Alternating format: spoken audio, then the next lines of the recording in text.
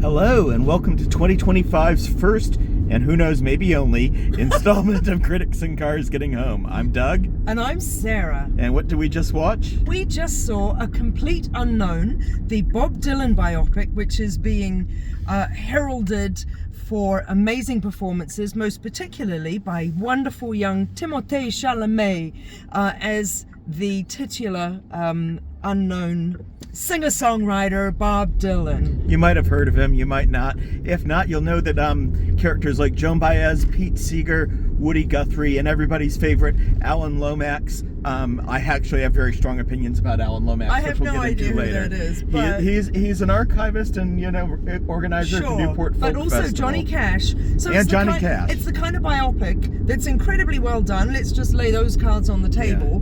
Where not the lead guy is tremendous, but actually, in my view, all of the people playing all of the famous people are also really fantastic. So to step back, this is not the whole Bob Dylan story, which would be an insane movie, and also Tom Hanks already made long. it. It is 1961 to 1966 and begins with Bob Dylan showing up in New York with a guitar and a bag of clothes, and ends in 1966, shortly after the Newport Folk Festival.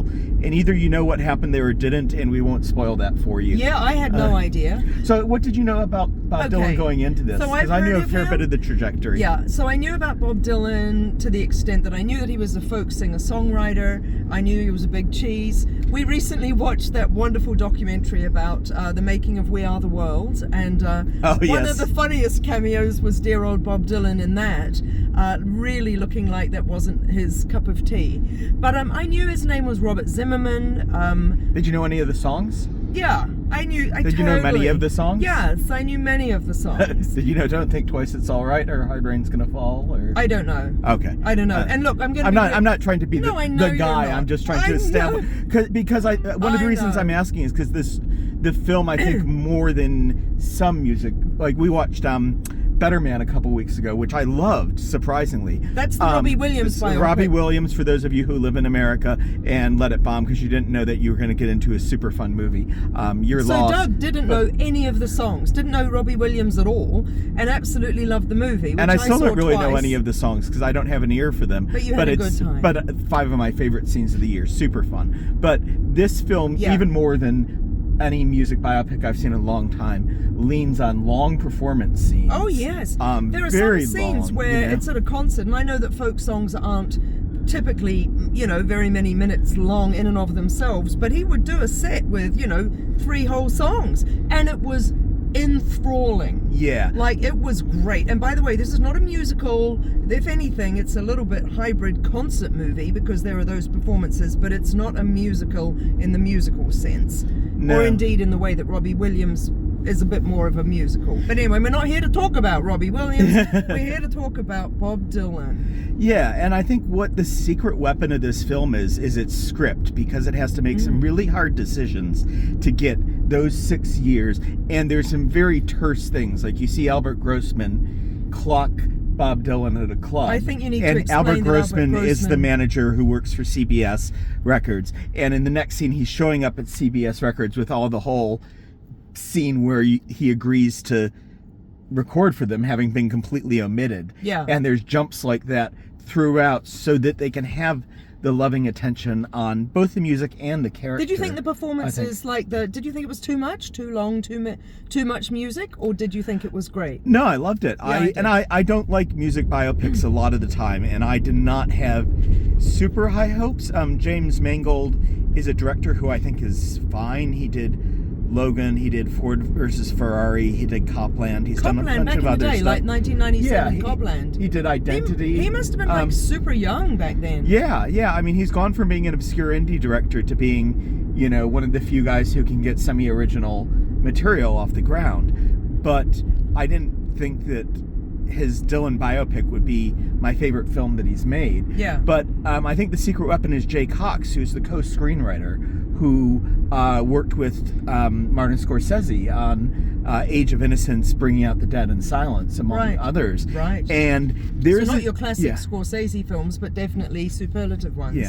And so one of the things is that every music scene has a story beat that also it counts for, except for a scene in the middle where he debuts The Times They Are A-Changing, which has 8 story beats all happen in the course of a song, and it is actually probably one of the most counting them. Well, no, because they cut to thrilling. each character. It was and thrilling. Everybody is seeing this song debut for the first time, and it means something different for everybody else. Are you getting choked up? I am getting a little choked up. Do you know what? I found the whole film incredibly moving. And can I just say, I mean, look, I am not, like, I hated Bob Dylan when I was growing up, and I hated folk music. I wanted nothing to do with it. I came to that in my older age, and I'm really glad I did, because now I feel like less of a dick for rejecting something that is clearly so magnificent. But I found the scenes when Dylan is singing for he visits Woody Guthrie in hospital after Woody Guthrie has become ill, and Pete Seeger is there as well.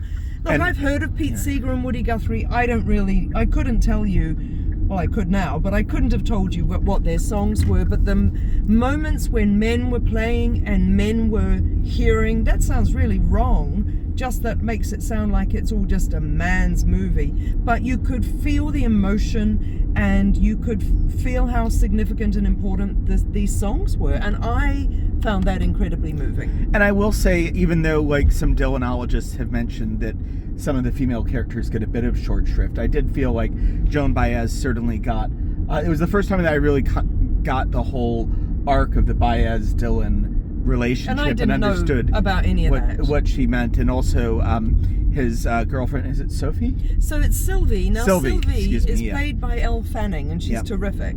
And so if you enjoyed her in, there's that, no, it doesn't matter what you might have enjoyed her in. She's really good in this. Yeah. But Sylvie is sort of almost a hybrid character. Almost. She's based on the real Sophie someone or other, but is obviously, played with a little bit, whereas the other people, Pete Seeger, Joan Baez, etc., are all the actual people. But can I just say, and I don't know if you read this, Doug, in an article that I forwarded you recently, as we are wont to do, but apparently there are scenes like what I just mentioned, the playing to Woody Guthrie in the hospital. There's no record that sort of thing actually happened, but Mangold and the screenwriters said it is absolutely consistent with those characters, and so therefore we feel as though they absolutely would have done that, and they would have responded in the way that they did, and therefore we're putting that in.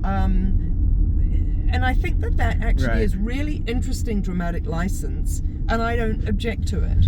Yeah, I mean, we ran into that with A Better Man as well, where the whole scene where he meets his future partner, and all these things that unfold from that is in incorrect chronology, and so on and so forth. Absolutely, but in a way, I guess I feel that's a little different, because Robbie Williams was completely involved in the making of Better Man, and so his was very much... So you feel he has more permission to have dramatic license, you mean? I mean, he was really on board with the whole, we're just playing with this, and we're going to do this and that, and blah, blah, blah, whereas this was really imagining scenes that absolutely never happened. Now, it's worth saying, apparently Bob Dylan did actually read the script and did make a few notes on it, because they were just talking about that. They screened a director...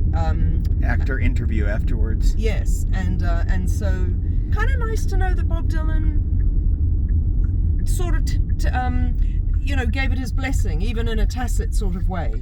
Yeah, and one character I wasn't familiar with was Pete Seeger's Japanese wife, that's a character that... is sort of at the periphery, but that I found really interesting, and they managed to give a good sense to in the limited screen time that she got. I'd love to know more, though. Yeah, well, I mean, quite often after a film, I'll go home and get on Auntie Google, and so I will most definitely be doing that. But can I just say, Edward Norton plays Pete Seeger. Ed Norton, who I've always had a lot of time for, I thought he was phenomenal. It's the sort of understated, definitely not Ed Norton playing himself kind of role that I thought he was terrific. I feel like it's a character that comes so close to being a caricature because of what Pete Seeger kind of stands for and the values relative to the values that Bob Dylan had. And there's just something about the way he plays it that just lands just this side. Oh, really? You know, that is comfortable for me, but to me just goes so what did you close think to of that. Timothée Chalamet? He did a good job. Is that all? I'm just you get very excited about celebrity impersonation. I don't. Yes, I'm excited by performance. Look, everybody thinks that Timothée. You've only talked about performance, though. What do you think of the rest of the film? I thought the whole film was absolutely scintillating and extraordinary and wonderful. But what I'm saying is, I mean, look, it is a film with a young guy playing one of the most famous, if reclusive and difficult, sort of difficult to understand people that there are. And I think he did a terrific job. And I think it's worth a shout out because he learned how to play the songs. He sang them live. He sang them with his own voice. And he with his own voice. Embodies a transition. And I actually thought of Sebastian Stan in The Apprentice a lot like this, where he shows up kind of unformed and becomes this more, and you hesitate to use the word, but in some ways more malevolent version of these things that were very latent when he shows up as a bright-eyed, eager beaver, like trying to understand this world, but it's and then overpowers his masters in a way. There's actually a very similar. It's sort of possibly arc. worth saying that as much as we've mentioned that Bob Dylan saw the script, blah blah, and as tacitly supportive of it, it's definitely not. What do they call? What's that word when? Sanctioned, authorized. No. That word where it's like it's all sycophantic. He gets called an asshole multiple times, but also I think Bob Dylan doesn't mind that. I think he recognizes that he is. That's what I'm talking about. So it's not like it's not sugar coated or anything like that. It's pretty straight up about the way he treated his girlfriends, and the way that he treated Pete Seeger and a bunch of fabulous. Yeah, highly recommended. We've been parked now for a little while, so the critics in the car have got home, so we're going to go now. So you can feel safe, and we'll see you next time.